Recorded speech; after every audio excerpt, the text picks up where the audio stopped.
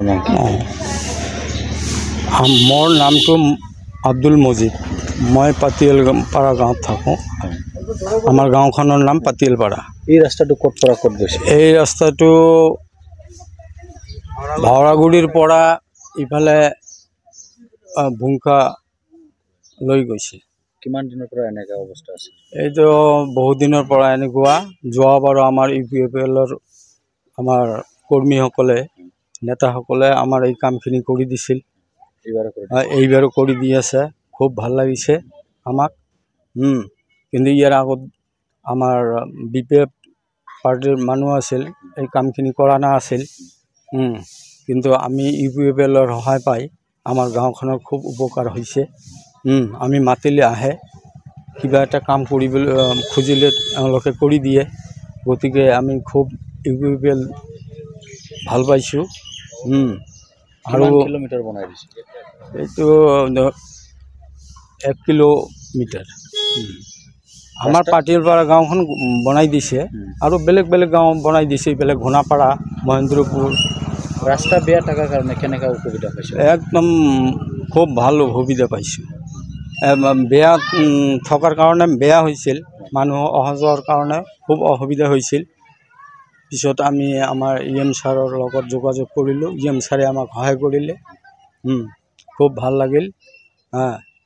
আৰু আমি চেষ্টা কৰি থাকিম, আমি এই ইউপিএফএলৰ লগত যোগাযোগ কৰি থাকিম যাতে আমাৰ মাতিলে আমি সহায় পাওঁ। দাদা আপোনাৰ নামটো কি? মোৰ নাম মোহাম্মদ শাহজামাল শেখ, গাঁওখনৰ নাম পাতিলপাৰা। এই ৰাস্তাটো যে আজি বনাই দিছে কেনেকা লাগিছে? ভাল লাগিল। আমি বৰষুণত খোজকাঢ়িব পৰা নাই, গাড়ী লৈ যাব পৰা নাই। এইখন গাঁৱত আমাৰ মোটামুটি বহুত দূৰ, এইফালে ভুংকা পানীজানিৰ পৰা মানুহ আহে, অহা যোৱা কৰে। অসুবিধা মানে পানীৰ কাৰণে অহা যোৱা কৰিব নোৱাৰে।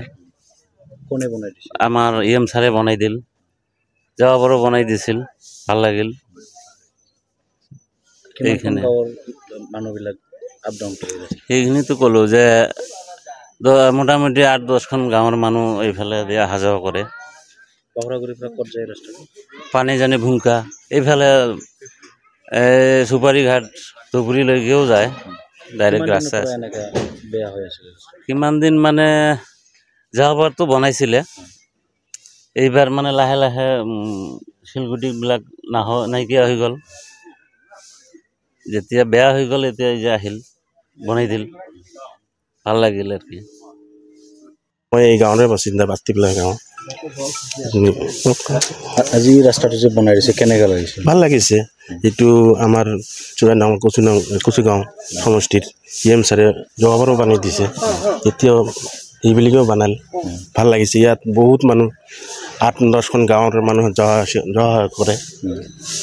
এতিয়া বোকা পানীত ল'ৰা ছোৱালী, স্কুলৰ ল'ৰা ছোৱালী যাব নোৱাৰে, আজি বনাই দিলে ভাল লাগিছে। আৰু আগত কেনেকা আছিল?